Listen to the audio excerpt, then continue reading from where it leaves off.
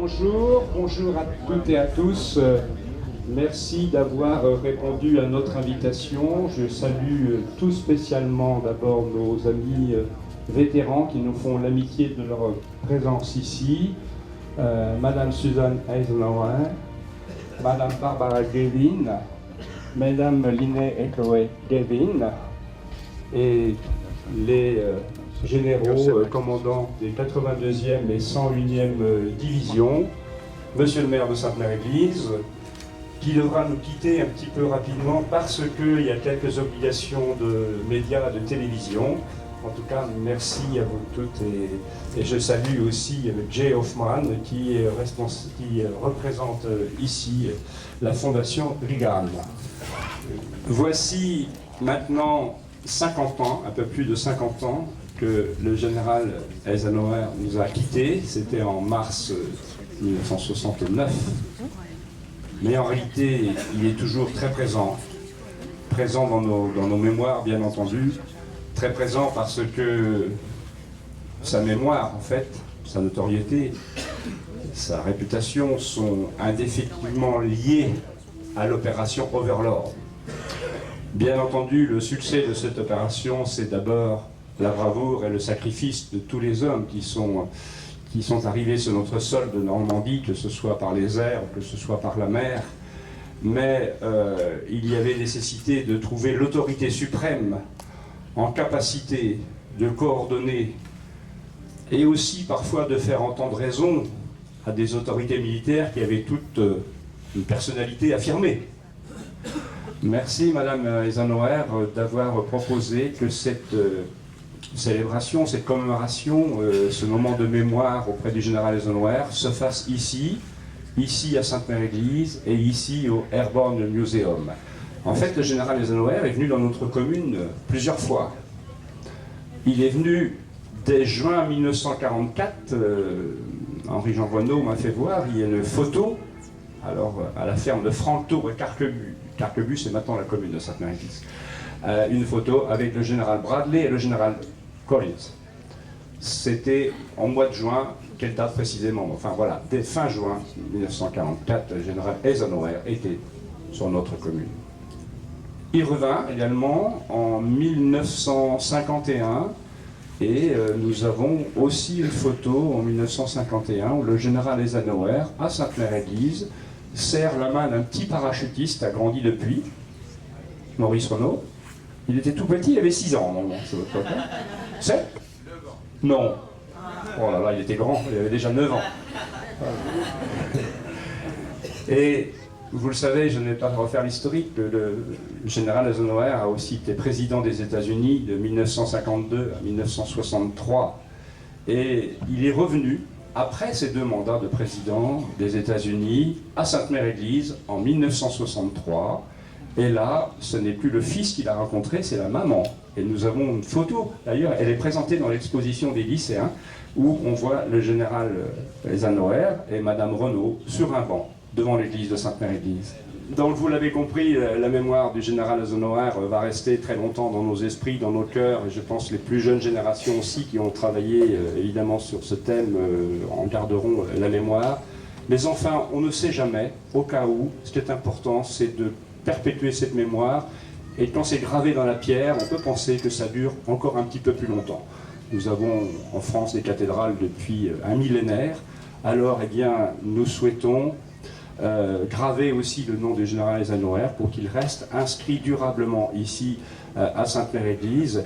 C'est la raison pour laquelle on va vous proposer de dévoiler cette plaque qui sera ensuite mise en place avec les autres. Alors, on ne peut pas le faire aujourd'hui parce que c'est un petit peu compliqué, mais voilà, elle trouvera sa place à côté des autres et à côté de ces hommes. Finalement, je crois que voilà, c'est aussi respecter sa mémoire que de le mettre à cet endroit. Voilà.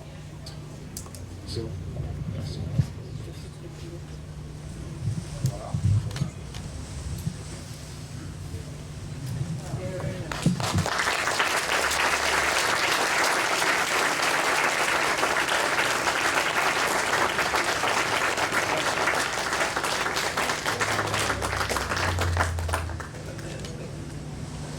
Merci beaucoup. I'm not sure you need one, but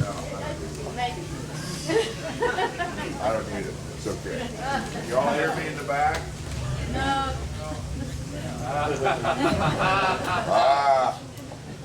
Can you all hear me in the back? Okay. I apologize for my Alzheimer's cards, but I don't want to miss any points on this one. I think it's important we understand what sort of a person General Eisenhower was and why he was so revered by everybody.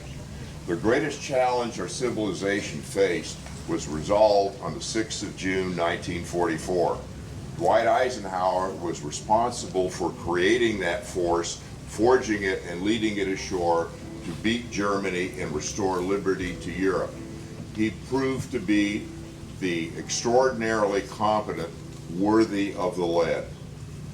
While we recognize this as his achievement, we honor him today more for how he did it. If he were here today, he would also correct my pronoun and say how we did it. And that made all the difference, and it is the greater truth and honor to the nature of his personality and his leadership.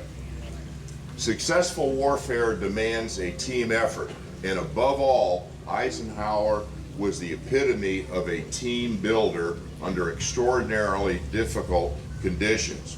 He had to command and inspire 3.5 million men from 27 nations with a wide panoply of difficult personalities. He did this to make a single focused team that could succeed on the field of battle in a highly risky venture, which was the Normandy invasion. The magnitude of the decision carried with it a responsibility of personally on him for the success of the operation. He knew full well that if he did not succeed, if we did not succeed, that civilization would be a vastly different place, and that he would bear the responsibility for that failure.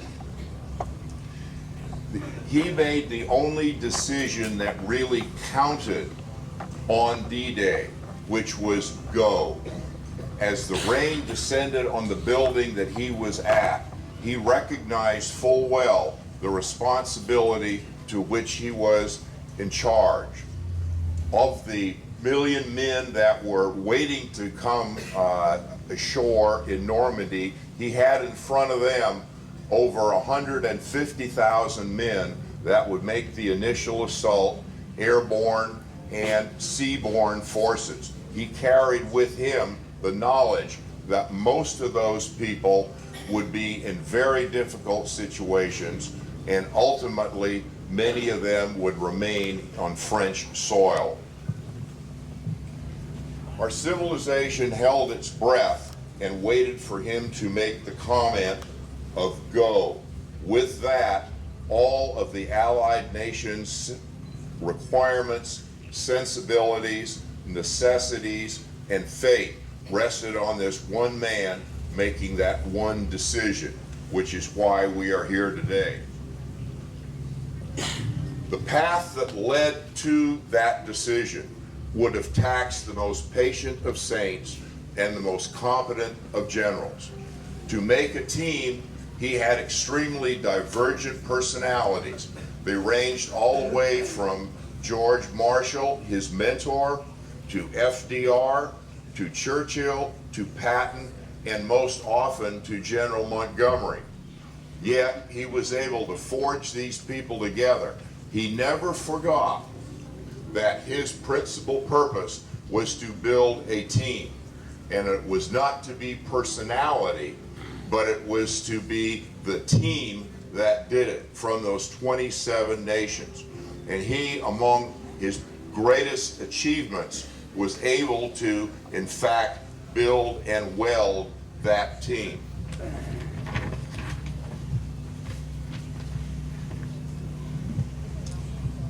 After his decision to go, he made a trip to the paratroops that were nearby. He visited them because he had a particular point in his heart for them. Before the operation, many of his senior generals suggested and in fact strongly recommended that the airborne forces not be used, that they would be slaughtered in place. They were too small a force for the forces that would be there. He overruled that after careful personal consideration and made a sort of decision that only he could make, which was they will be part of this operation. He visited them on the airfield, fully knowing that many of them would not return to the United States, but would reside forever in the cemeteries of France. It was his humanity that made that choice. Later on, with the concentration camps, with the same sense of humanity, he ensured that what was there was forever enshrined in historical memory. He brought in the media and the press and showed the world what his team had saved the rest of the world from. The flame that consumed Notre Dame so recently was much smaller and of lesser intensity than the torch that was carried by each of the soldiers, sailors, and airmen that he forged into a team. The torch that they carried burned far brighter and achieved much greater results. It is because of that team and his building that we are here today. He forged a fire and he built the fire and he gave that fire to the troops that landed on this shore and successfully cleared the civilization away and replaced it with what we now know today as liberty. He forged the fire, he built the fire, and he gave it to his team. And that team is the reason that we are here today. And the nature of what soldiers, sailors, and airmen do for all of this civilization and our countries. Despite the vast number of countries and people, it was the principle that Eisenhower forged that allowed us to be here today, that all of our nations are free and in peace. Thank you.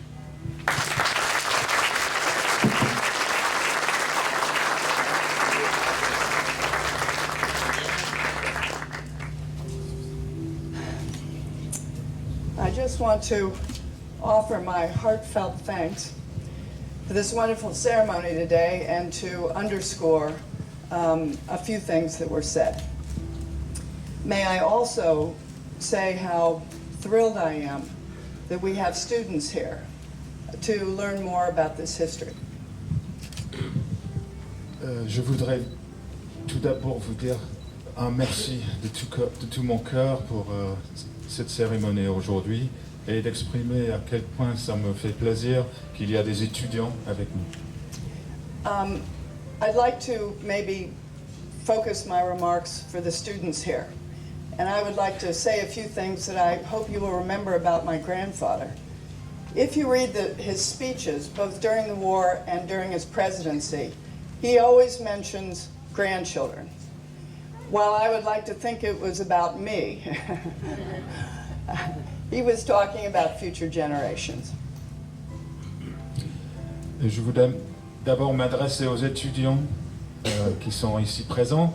Et si vous avez lu les discours et les citations de mon grand-père, vous verrez qu'il parlait très souvent de petits enfants.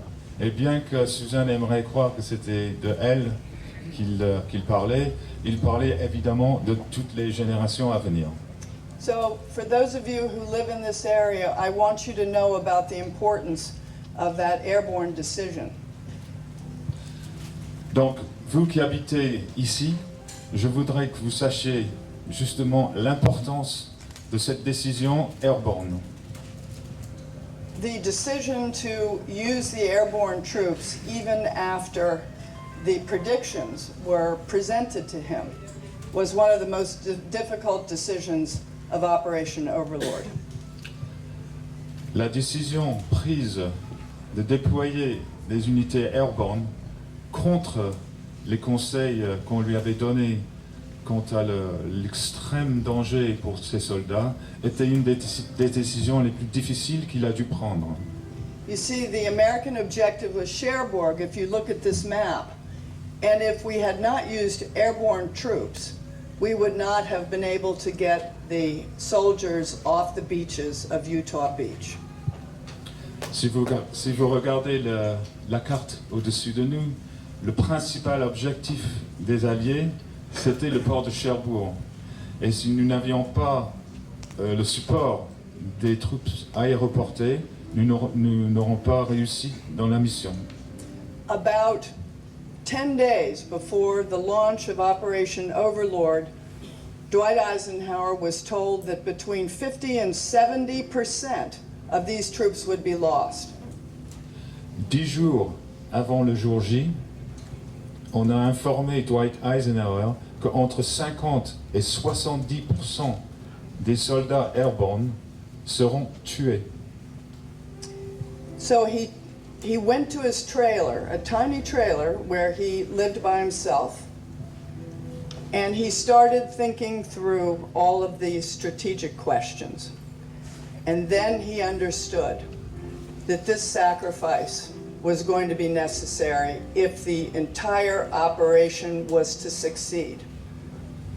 Il est retourné tout seul à son petit mobil-home qu'il habitait tout seul pour réfléchir profondément à sa décision et est arrivé à la conclusion que pour l'importance d'enjeu de l'opération Overlord, il était indispensable d'utiliser les troupes aéroportées. So that night he went to the airfield, and Keith is absolutely correct. And in that famous picture, where it looks like he's extorting the troops to be victorious, he was actually talking about fly fishing. It's true. It's true. Et donc nous connaissons tous le célèbre image du général qui est allé voir les paras en train de monter dans leurs avions et on voit qu'il tend sa main comme ça vers eux et tout le monde imagine que c'est pour dire battez-vous, la victoire, etc.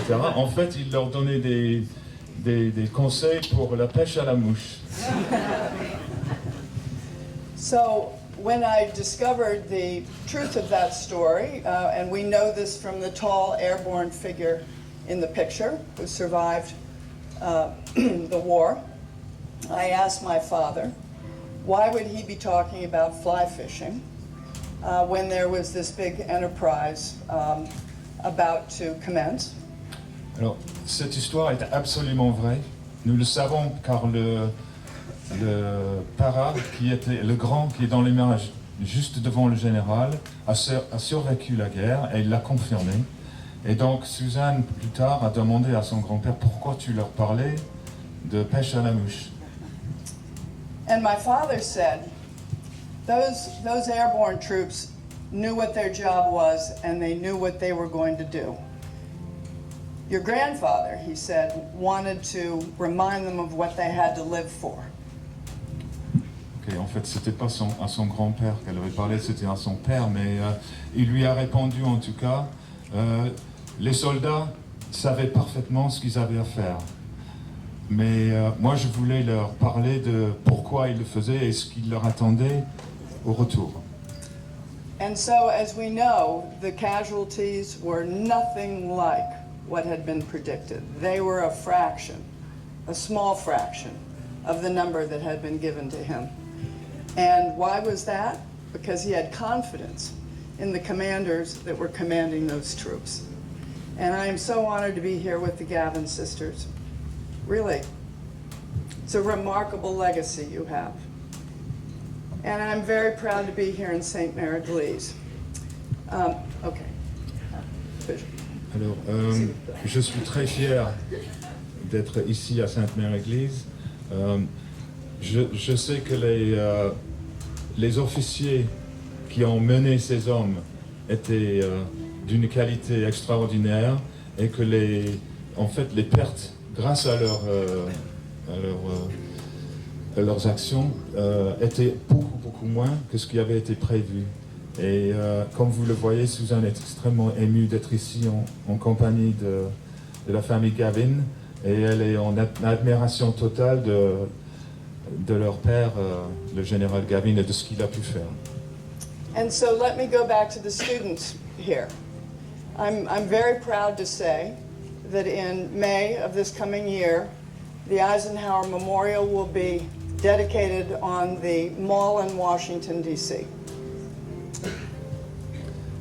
Elle était également très fière d'annoncer qu'un mémorial Eisenhower va être érigé à Washington cette année. I felt a little sorry for the designer because he was told to produce a memorial for Eisenhower the General and Eisenhower the President. Very difficult. Elle plaint un peu le créateur de ce monument parce qu'on lui a demandé de faire quelque chose qui évoquait Eisenhower le général, mais en même temps Eisenhower le président. So we had to make two changes to this memorial to make my family happy. Et il a fallu demander 2 modifications à cet monument pour que tout le monde dans sa famille soit d'accord. Okay, so number one, we didn't want Ike by himself. So there's a separate statue for Ike the General and a separate statue for Ike the President, but we wanted him to be with other people because it was all about the team. Alors, il va y avoir 2 statues finalement, un de Ike le président, un de Ike le général, mais dans les 2 cas, il voulait absolument qu'il soit entouré d'autres personnes, car Eisenhower n'était jamais juste Eisenhower, c'était toujours l'équipe. I also personally looked into the status of the paratroopers in the war statue, and with the help of a General Royer, we managed to get all of the right insignia on this, but we were not going to make a mistake with the airborne troops. No, we weren't.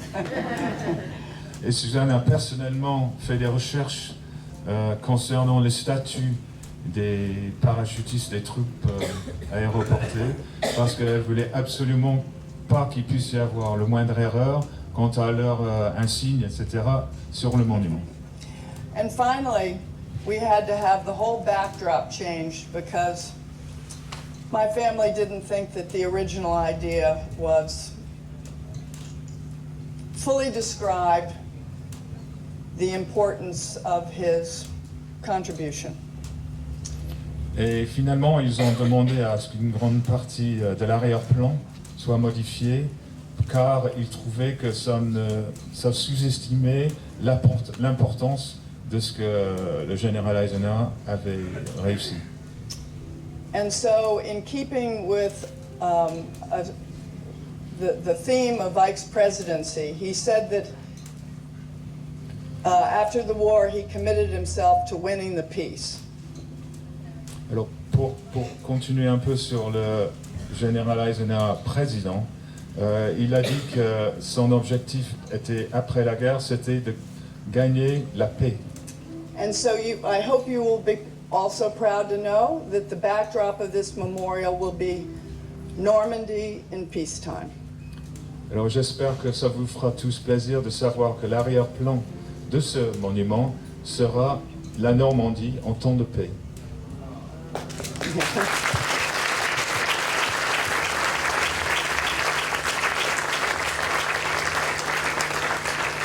So I want to thank you from the bottom of my heart for this wonderful commemoration today. 50 years ago, I can't believe 50 years has gone by. I can't believe I was there when he died, and I can't believe that I'm here in France marking this. I want you to know that one of the most moving things that ever happened in my childhood was to see President Charles de Gaulle come to the Eisenhower funeral wearing his military uniform. Alors, merci du fond du cœur Je ne peux pas vous dire à quel point je suis content d'être avec vous. Et je voudrais, même après ces 50 années, que j'ai du mal à croire que c'est déjà 50 années, j'étais avec mon grand-père quand il est décédé. Et je voudrais que vous sachiez qu'une des choses qui m'a touché le plus de toute ma vie, c'était de voir la présence du général de Gaulle dans son uniforme militaire aux funérailles de mon grand-père.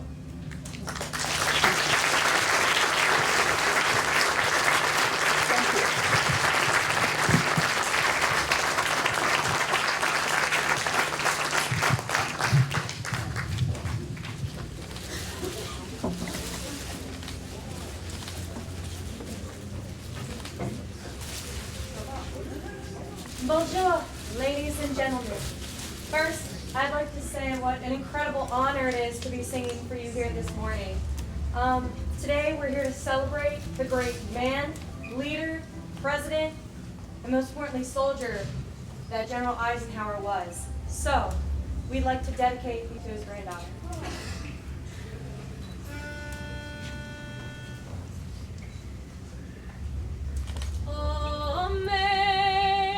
Amazing grace, how sweet the sound that saved a wretch like me. I once was lost, but now I'm found. Was blind, but now I see. When we've been there 10,000 years,